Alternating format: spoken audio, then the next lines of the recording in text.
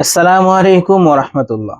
যদি আমরা স্বপ্নের মাঝে ভয়ঙ্কর কিছু দেখতে পাই বা আমরা ভয় পাই, সেক্ষেত্রে আমরা স্বপ্ন দেখার পর কি করব?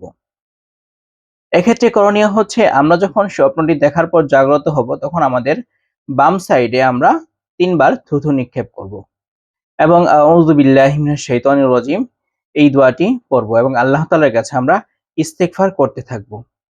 এবং পরবর্তী সময়ে যখন আমরা ঘুমোতে যাব, তখন আমাদের যে আগের অবস্থানটি ছিল অবশ্যই সে অবস্থানটি পরিবর্তন করে তারপর ঘুমাবো।